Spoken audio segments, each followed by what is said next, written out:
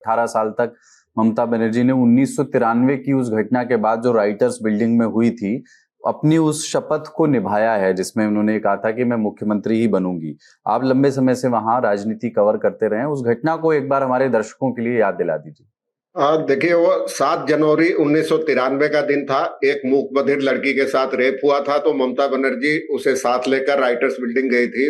तब ज्योति बसु मुख्यमंत्री थे और वहां धरना दे रही थी। लेकिन अब आप जानते हैं, बहुत सचिवालय बहुत उच्च सुरक्षा वाली चीज है। वहां पुलिस ने खींचतान की, जबरदस्ती उनको हटाया गया, उसमें उनकी साड़ी वगैरह फट गई। तो उसी दिन उन्होंने कसम खाई थी कि अब मुख्यमंत्री बनने के बाद ही राइटर्स बिल्डिंग में कदम रखेंगी। तो उसके बाद 18 साल बाद जब वो मुख्यमंत्री बनी तभी वो गई, तो एक कसम निभाई उन्होंने 18 साल तक।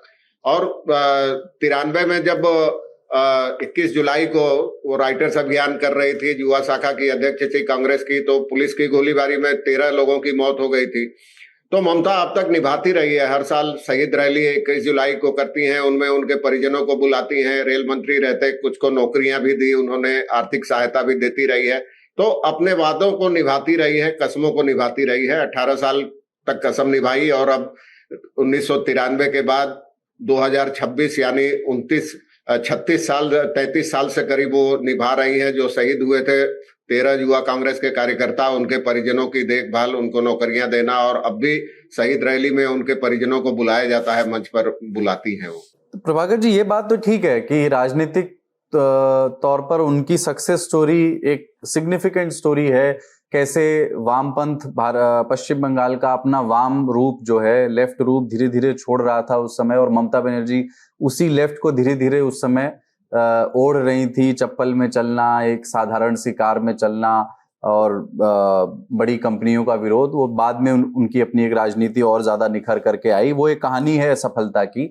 लेकिन ये बात भी सही है कि लंबे समय से जब से वो वहां हैं, पश्चिम बंगाल में लॉ एंड ऑर्डर के मसले को लेकर के विपक्ष बार बार हमलावर रहा है। वहां पर विमेन सेफ्टी को लेकर के बहुत सवाल उठते हैं। आरजी कर वाला इशू हुआ, ऐसे अनेक इशू हुए।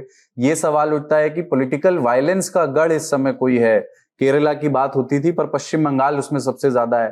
तो ये भी कोई बड़े अच्छे तमगे नहीं है एक मुख्यमंत्री के लिए, इतने लंबे समय से जहां वो शासन कर रही हो। इसीलिए बार बार प्रधानमंत्री अमित शाह वहां जाते हैं तो ये कहते हैं कि भय रहित होगा, गुंडा मुक्त होगा, या महाजंगल राज जैसे शब्दों का इस्तेमाल किया जाता है। तो इस सिक्के का दूसरा पहलू ये भी है, जो ममता बनर्जी के लिए इलेक्टोरली पिछले चुनाव तक तो कोई नुकसान नहीं पहुंचाया, पर पता नहीं इस चुनाव में वो एंटी इनकम्बेंसी के साथ मिलकर के कोई असर डालेगा या नहीं।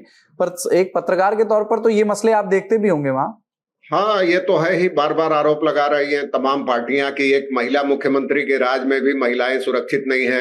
खासकर जो आरजी कर अस्पताल वाला कांड हुआ, उस घटना के बाद तो महीनों लंबा आंदोलन चला था।